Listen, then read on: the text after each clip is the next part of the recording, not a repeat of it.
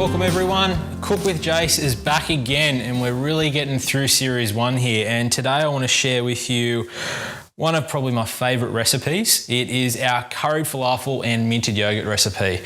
Now it's something that is gluten-free. I'll show you why, but absolute flavour, guys. And if you ever thought that a falafel was dull, I'm going to change your mind.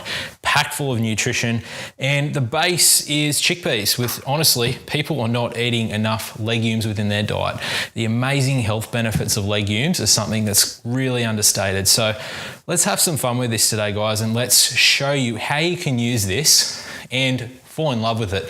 And certain elements of this dish are absolutely fantastic to get the kids involved with, guys, because we are going to be making these up with our hands. So I really want you to get those guys involved, get them into the kitchen, because they're really going to learn about food in the process. So what do we have here today?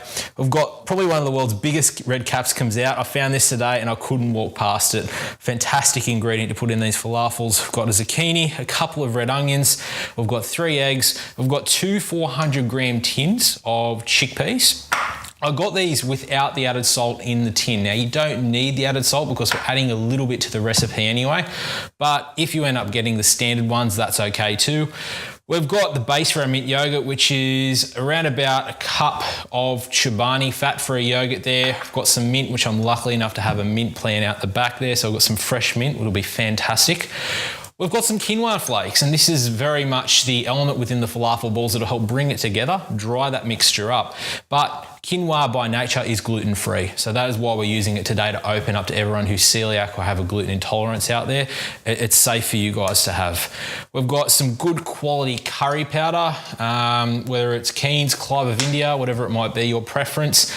Again, you don't need to go making these yourself. If you do, you get a bit of an extra flavour benefit, but guys, for convenience, it's what Cook with Jase is all about. We've got some garlic, we've got some Himalayan pink salt, and of course, my favourite, pepper. So what do we need to do? We need to get onto this veg, and we need to get these guys, in terms of the capsicum, zucchini and onion, get that on cooking so that we can help to reduce it down a little bit, get the flavours starting to work. But more importantly, whenever you're doing a mixture such as a falafel or any type of a ball mixture, you want to take the water content out of these vegetables, and particularly zucchini is quite high. So we're going to have a fine chop with all of these with our curry powder on cooking to start with. That will also help to release the flavour from these spices, and we're going to put that aside, and while we're doing that, we're going to add the rest of the ingredients to it as well. And when we're cooking our veggies off, also be sure to chuck your chickpeas in, okay? Because again, it'll get a little bit of a toasty vibe going on, and again, add to that flavour. So have a separate bowl here, literally just add these chickpeas into your bowl. And now let's get to work on these vegetables. The order of the day is fine, okay? So get those knife skills out. I've got these halved. The easiest way to get it nice and fine, again, I want you to just halve it again for all of your onions. Now, what this will do, it'll make it a lot easier to run through with your knife at speed using our rock chopping method. And that's really good to get nice and fast. So let's just work on that. Really nice and quick through there again, and then run your knife back through it. And half an onion, you can just see, if we clean off the blade, how nice and fine that is. No one likes a big chunk of onion, okay, in their mix, so don't do it to them, please. Spend a little bit more time on making sure that when you're cutting this stuff up, it really is that fine. It's one of those things that's very much an attention to detail. And again, practice those knife skills. Guys, I couldn't always chop things like this. I have hit my fingers a few times out the years, but really, if you spend the time to putting forward towards getting a decent base with your knife skills, you're going to be fine. So, Jenna, shout out to you, because this knife is apparently blunt, because this onion is starting to get me. So guys, prepare to get a good laugh, because this is the first time on Cook with Jase that you're about to see some tears. And it's not because I put too much curry powder in the falafel, all right? So, finely chop. So, guys, the knife isn't really that blunt, to be honest. So if anyone else has got a little bit of a tip to save Jase from the onion, please put hashtag save Jase from the onion in the comments below and let me know. It's one of those age-old things. I've heard quite a few things. If you run it under cold water, it'll help to wash off a little bit of that vapor that comes off the onion when you're actually cutting it through. Now, I've tried that and unfortunately it doesn't work. There's a lot of old wife tales out there. So, you know what? I do use a lot of onion in cooking, so we could potentially do a bit of an onion trial each different time. And we can literally find that method that's going to save me. So as I said, it is a great recipe to get your kids involved with, and that's probably one of our main core values in Enliven Nutrition. Again, very much an educational base, but unfortunately, we don't see as many kids in the kitchen as we would like, you know. It is an essential skill to learn how to cook. There's nothing worse than moving out of home and living on 2-minute noodles. Although they might taste great, you're not going to get a hell of a lot of nutrition out of them. Shout out to some of my friends. I'll never forget that they moved out of home and they were actually living off bulk packs of frozen meat pies. Now, you guys know I'm a bit of a foodie. I'm not sure whether I could do that or not. That was over an extended period of time, and you know, whilst it was cheap, just imagine cheap meat pies every day. Not a good thought, guys. So, zucchini, how are we going to prep this? Unstable chopping surface, harbour bridge again, and I want you to go for a fine, thin slice. Okay, cut it into thin strips because I'm going to show you how this is going to help you to get this nice and thin later. So this is what we're left with. So, again, let's make that into thirds, turn it around and rock chop. So as you can tell, that's really getting a nice and fine product with speed. So again, we're going down the same thought process where we don't want chunks in these, all right? We want it when we're cooking it. If this piece is a little bit bigger, we'll cut it into 4. And again, set that guard up with your fingers and run your knife through. So we'll get an even cooking process. It also helps when you're rolling these out that you don't have big chunks in them because they're just going to fall off everywhere, and that's not what you want. So as we've noticed, we are into episode 4 of our Cook with Jase, and we've had in the first 3 episodes a focus on fast cooking, but also meal prep that's going to help you save time, get you out of the kitchen cooking as many times throughout the week, all right? I've very much got that focus because everyone is busy, but what do we want? We want fast food. We want healthy fast food, okay? But I still want you to learn about food, have that really good relationship with food, and it has to be great for your nutrition. So what element does this represent within your diet? We've got the eggs, which we'll be adding later. Fantastic protein source, guys. Protein's measured on what's called a biological value, and they're right up the top, guys. They're the gold standard. So capsicum, literally, smaller knives, always handy for this, and I just literally want you to take down the side. Your capsicum's probably not going to be as big as this, guys. How much do we need? 1 smaller capsicum, or we're only going to use half of this one. Same premise. I want you to go thin strips first. Now, combine those strips together, set your guard up, and then run your knife through. So, same as the zucchini, the capsicum has a high water content. So this is exactly the purpose of cooking it off first. We're going to render that water out so that when we're making our mixture, it doesn't affect how these balls stick together. So again, nice and fine. So parents, always do this bit, or if you are having your kids involved, make sure that you get them with a good technique with the knife, but it will really help you that way. And as we can tell, guys, that onion has got me. It's always a running joke around here, how long it takes Jase to get emotional with an onion. All right, so nice and fine. Look at that. It's a really even quality chop, guys, which is exactly what we want. So from here, let's jump over to the cooktop. Let's get this on the heat with the curry powder. Also, we're going to add the garlic, the salt, and the pepper, and we'll come back very shortly. Okay, now it's time to cook this mixture off, get rid of this water content as much as we can to actually get a nice, consistent, firm hold with our falafels. So first and foremost, let's get the heat going, fire it up, full bore. I want to get that pan nice and hot. Now I'm using stoneware cookware. You can add extra virgin olive oil if you wanted to, but what we're going to do is we're going to dry toast these spices. I'm going to get that garlic in there as well, just to release the flavor to start with. And then I'm going to pop in all of our mix here. Again, that water content's going to release a little bit, and in essence, it's going to deglaze the pan for any of this that catches to the bottom of it. So if you've got a good pan, you don't really need to add any extra oil, and what we're doing, we're saving a calorie content in the cooking process, guys. So make sure you get something in a stoneware, a nice good quality cookware, and wait till we get a decent amount of heat in there. So what we've got, 2 very good tablespoons of our curry powder, and you will literally just smell that start to rise, okay? Guys, I can't implore you enough to get a good quality garlic crusher. So shout out to Jamie Oliver.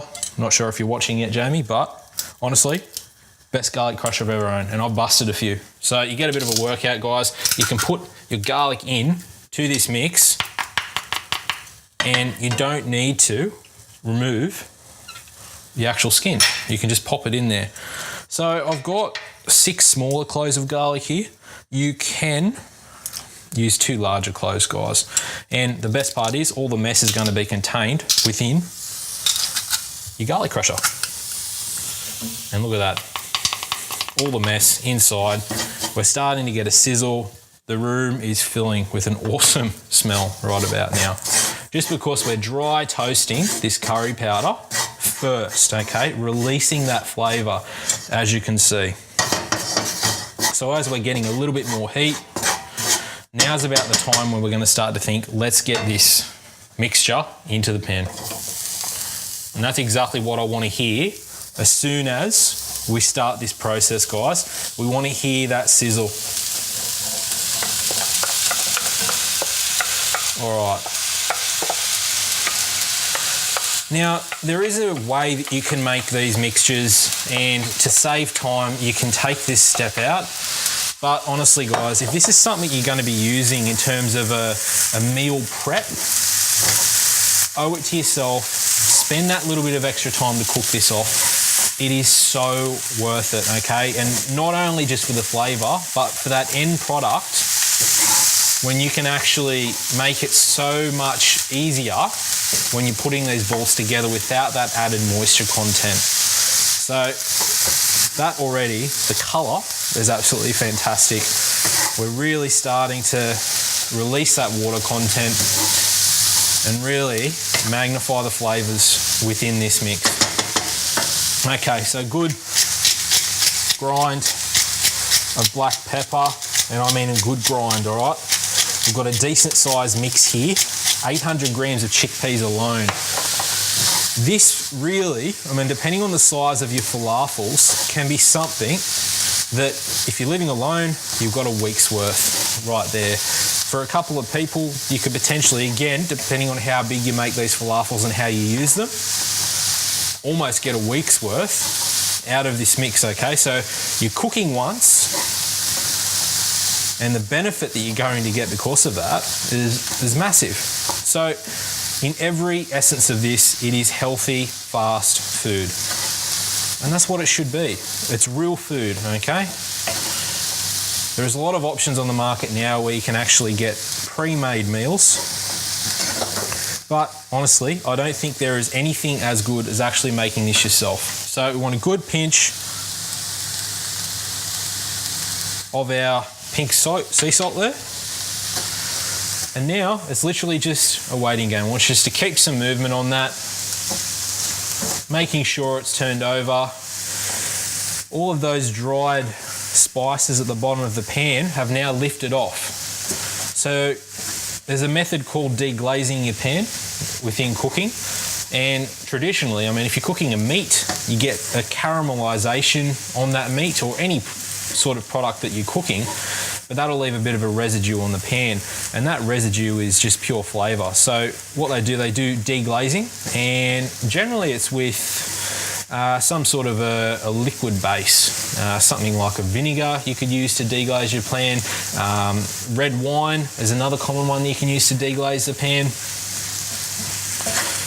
And what that does, it picks up all of that caramelised flavour from that cooking process off the base of your pan, and it'll help to redistribute it through your meal. So all of that flavour that you've worked so hard to produce is not lost and stuck on the pan, and it kind of has a double benefit that you're not cleaning it up off the pan as well. You're kind of doing a pre-cleaning method, which is always nice. So I can tell you now that the smell within the room is absolutely fantastic. And that's really just from a packet curry powder. So it's probably a good 20% extra flavour. If you want to go down the road, get your mortar and pestle out and make up your own curry powder.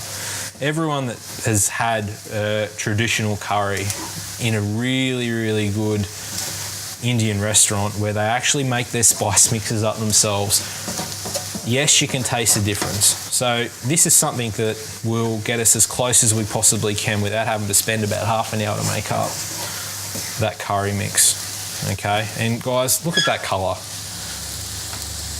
Absolutely fantastic. So we've got our chickpeas in there. We've got our zucchini, capsicum, onion, all of these are veg. And when most of the country are struggling to get their serves of vegetables in throughout the day, this is a great way to actually boost vegetable content. So what we're looking at is 5 serves of raw vegetables, so 5 cups worth, or 2.5 cups of cooked vegetables each day. And most people leave it till dinner, and that's why you don't get it in. So this is a great way. You can pack it for your lunch as well, and you're doing a very, very good job in getting closer towards that vegetable target. Beautiful. So we've released a lot of that liquid content, guys. That's all we need to do. Let's bring that back now into our pan. Excuse me, Mick the producer. The benefits of being right-handed.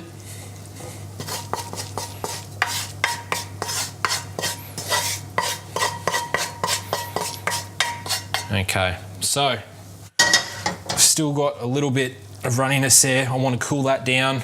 As it cools down, it's going to settle a little bit more. So we're going to chuck this into the fridge right now. We're going to come back. We're going to add our quinoa. We're going to add our eggs, and we're going to start to bring this together and make these balls. I'm going to show you a method where you don't get mess everywhere. Okay, so we've cooked everything off. We've drawn that moisture content out. We've released the flavors from those herbs and spices. Now it's really a matter, whilst that's in the fridge, setting a little bit, because the cool will help to bring that set in. We're just going to do our minted yogurt, and it's really simple, guys. Get some mint. If you can get some fresh stuff, far better. And I just want you to pick off the leaves, and this is where you can really have some fun with those knife skills, guys. So nothing better than the minted yogurt to actually take away from the heat, because we have used a fair bit of that curry powder. I want it to have a decent amount of kick to it, and you can adjust that to taste obviously as well, but it's something that you really want to be able to use that to bring it back down and let it back down. So make a stack of all of your mint leaves, and then the easiest way is just to roll them up nice and tight. This is a little trick that chefs use when they're really finely cutting their herbs, and we want this fine. We want this evenly distributed throughout this yogurt, guys. So again, rock chop, set your guard up, tip of the knife blade on the board, back and forward is what we're looking at. And start slow, and you'll get to the point where you can really get that speed up. And as you can tell, this is the thread result that we've got. That's a great start, but I want it finer than that, yeah? Harbour Bridge, hand on top, no way you're actually going to chop your fingers off. Bring it back together, clean your knife blade back. And that's what we want, guys. Really nice, really fine. So clean that knife blade nice and carefully. And now let's just get all this off our board.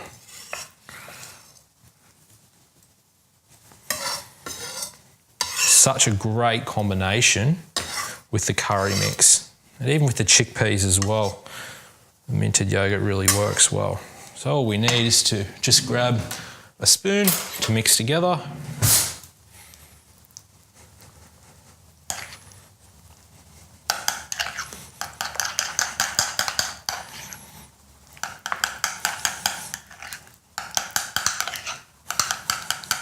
Very good. And we have a minted yogurt ready to go.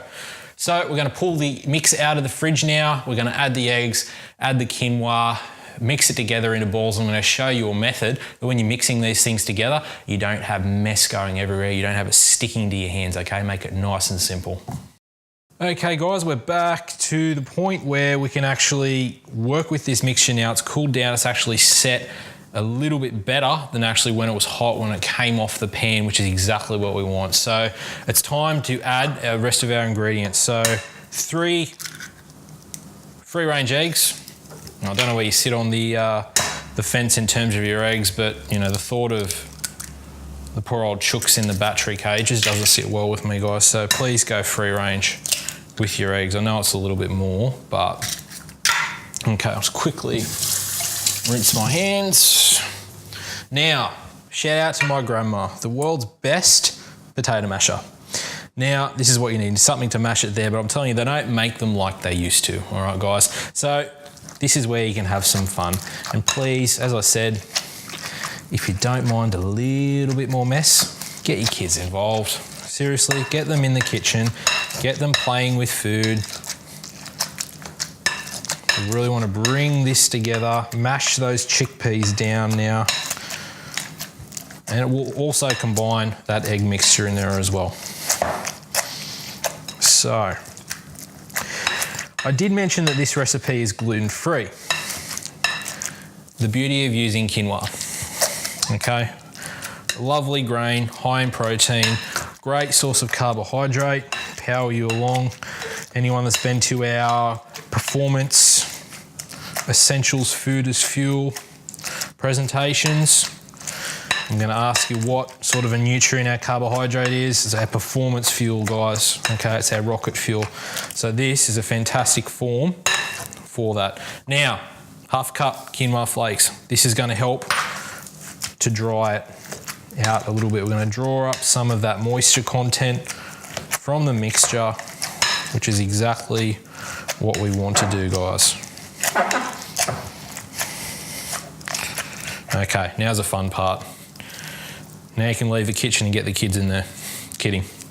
There could be some mess. All right, so really mix that in. So just keep an eye on the mix. It's going to depend on what vegetables that you do use during this. Usually we have a carrot in here, but we substituted with capsicum today. So what that will do is add a little bit more of a water content to the mix. So just have your quinoa handy.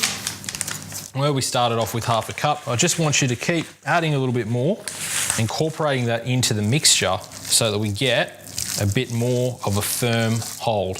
Because if the mixture's too runny, it's not going to be something that can hold its shape under cooking. And the quinoa really is something that is going to soak up some more of that moisture content.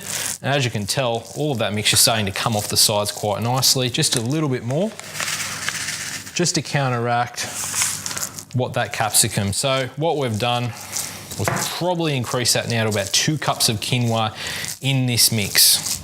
And that is coming together much better because of the higher water content in the capsicum that we've used. So as I said, guys, get the kids in here, get mixing around, get their hands dirty, get them to have an understanding of their food, yeah, about where it comes from. So, how big would you like the balls? Is always a good question. So, does size matter? Yes, it does. You don't want to go too big. And you don't want to go for a ball that is really rounded in size, okay? If you flatten this ball down, what you're going to find is it's got more surface area to actually catch and cook, right? And that's exactly what we want. So, let's just start off with some fresh, clean hands. And I'm going to show you how to make less of a mess while we're doing this. So, literally, clean hands, a little bit of tepid water, grab your mixture, and literally just pat it together. Make it nice and firm. And really, that's a good falafel size, guys. This will make it go a lot further as well, and again, get the kids involved. So we want a flatter falafel size. Try and keep some consistency about the size of your falafels so you can keep a similar cooking time. And it'll keep it all nice and even. So just lay them out on the board. So again, this is something that you can do. Put some music on, do it on your Sunday. You know, it'll go along with that bulk meal prep vibe. And again, what you're getting, we've got the quinoa in there, which is a good source of quality protein, but it's also got a nice, slow burning source of carbohydrate in there. We've got the eggs that we've used as a binding agent. And that again, in terms of the quality of protein, is absolutely fantastic. And again, legumes, beans are something that doubles as something that you can tick off from that vegetable intake that, as I said, is something that a lot of people struggle with. The latest stats, especially for New South Wales, was 95% of adults within New South Wales don't meet their vegetable requirements. And I think that's quite staggering, to be honest. Vegetables are something that everyone should be taking a lot more advantage of to be able to have more volume within their diet, not contribute to a high calorie content, but really what you're actually going to get away with is more vitamins, more minerals, and those are the foundation for good health, guys, really. You need to be able to find a way to get this into your diet. As I mentioned before when I was cooking, most people were leaving their vegetable intake, from what they found in the studies, to dinner. And, you know, when you're looking at the requirements again, so 5 cups of a raw vegetable or 2.5 cups of a cooked vegetable, and that's a daily requirement for an adult, it's really hard to get that in at dinner. So if you're having a salad, can you really see yourself having 5 cups of salad vegetables? Not a chance. Even I struggle with that, and I've got a big appetite. So what better way to actually get some of these serves of vegetables distributed throughout the day than doing something like this in a falafel mixture. I know now there's actually a lot of schools that are doing audits of children's lunchboxes. So if you want the gold star, actually pop some of these in for your kids. Okay. Now, it is something that is nice to have that egg base in there to be able to be that binding agent. Okay, the yolk within the egg is going to be the biggest thing. I suppose one of the questions is, can you make this vegetarian? You can, but you've got to be very, very careful that you probably have to up the ratio of quinoa within your mixture and be very, very, let's just say, critical about what vegetables you use in it. You really don't want to be having high water content veggies in there. So I'd cook them off for a little bit longer. I really would steer clear of something like the zucchini, what we've used today, because we're not going to have that quality protein content within the egg to act as that binding agent. All right, so we have made, let's just see what we've got, 3, 6, 9, 12, 15, 16 different patties there. So what we're going to do, we're going to pop them on a griddle pan. We're going to get a good seal, nice high heat on each side, and then we're going to be ready to serve with our minted yogurt. So looking forward to that, guys. Lunch is coming up. Okay, guys, magic moment now. We're going to fire it up and get cooking with our griddle pan. So high heat again. This one doesn't have any handles on it, so I've got the other mitt when I'm going to move it around. I don't want to burn our hands. So extra virgin olive oil, just a drizzle. So wait for that to actually heat up. It'll help to thin that oil down, and then I'm just going to swirl that oil around the pan so we get a nice even coating. It will help these not to stick, okay, which is exactly what we want. Still a non-stick pan, so it's going to help as well. But the biggest thing is when you actually place these down, the oil is going to act as a barrier contact layer between the actual falafel and the pan. And what that does is as soon as we get contact, we're going to move it around to really firm up that layer of protection so that it doesn't stick, all right? Because we don't want to mess a falafel everywhere. So as you can tell, that's running around the pan quite nicely now. So just give it a really good mix around and back onto the heat. So I can feel there's a decent amount of heat coming through there. We want to hear a bit of a sizzle when we put this down. So just keep the back of your hand a couple of inches off until you can actually feel a decent amount of heat coming off. So, technically these don't need to be heavily cooked, okay? We want to get a nice seal and a nice char on both sides. It'll warm it straight through and we're going to be done. Make sure you've got a nice non-stick piece of utensil here to be able to help flip it around. So let's start to whack these on now, guys. And when I put it down, I'm going to move it around. And a nice sizzle, it's exactly what we want. So just keep moving it around until you know it's not going to have that stick point, exactly what we want. And then just move on to the next one, guys. Same thing. Keep moving it around so we don't have that sticking point. And add as you go. So once we actually get all these in the pan, what we're going to do, we're going to work to just mold them a little bit more. And we can actually put a little bit of pressure on top of them as soon as we know we've got that nice cooked seal on the base of the falafel.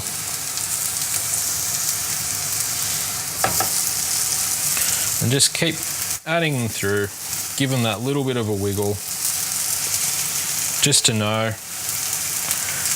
that we don't have that stick, and we're all going really well so far. So again, I've cranked that up to full bore. I'm lucky enough that we do have a gas hob here, guys, so if you're using any other sort of a cooktop, please just leave it a little bit for that pan really to get quite warm.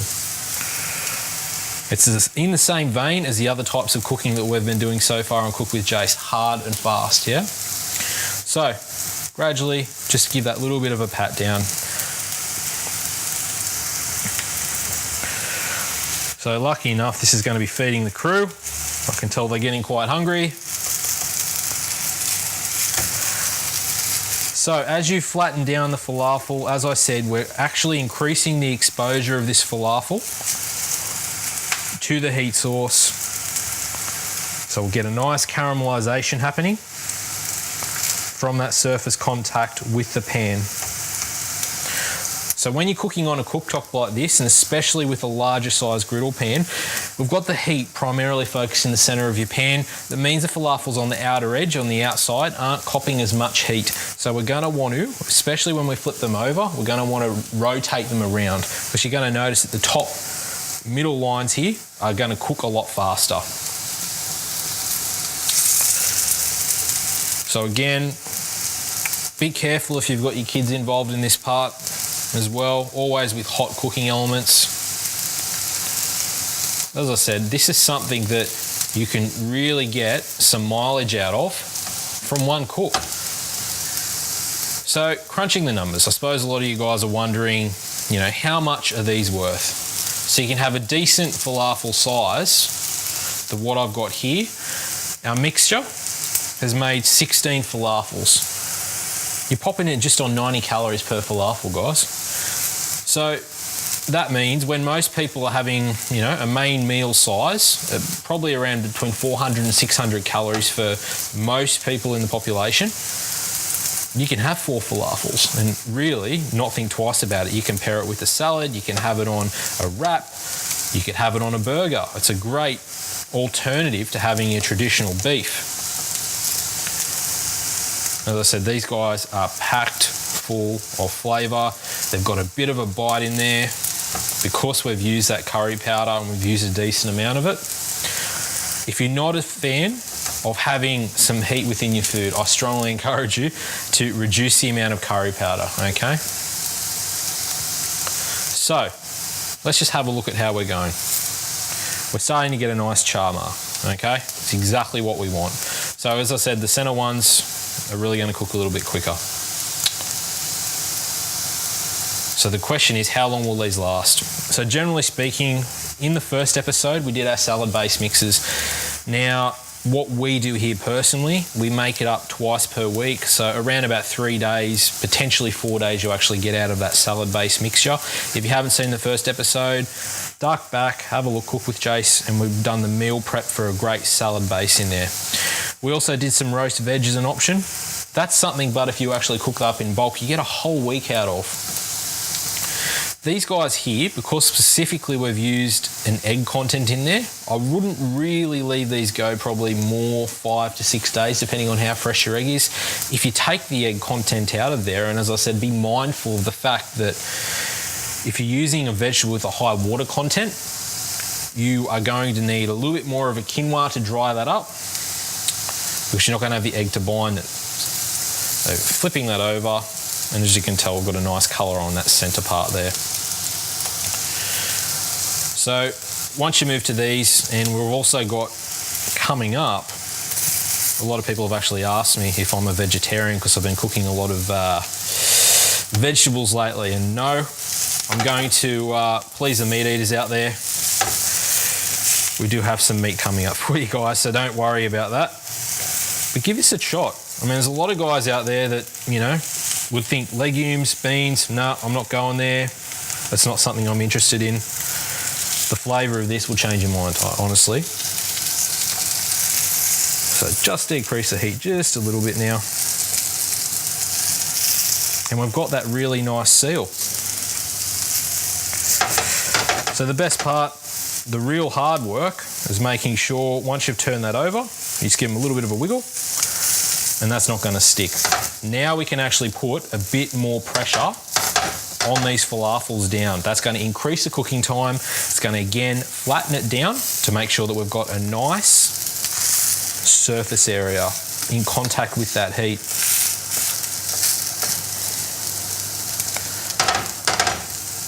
So it's going to go fantastically well with that mint yogurt.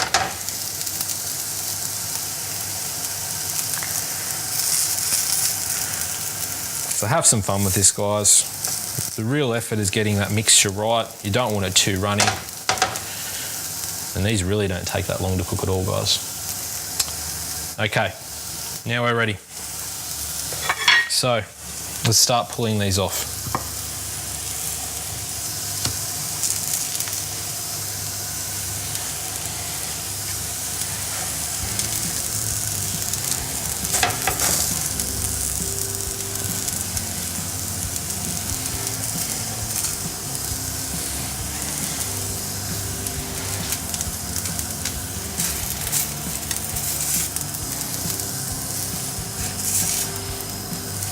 Okay. There we have it, guys. Chickpea falafels. Beautiful with that minted yogurt.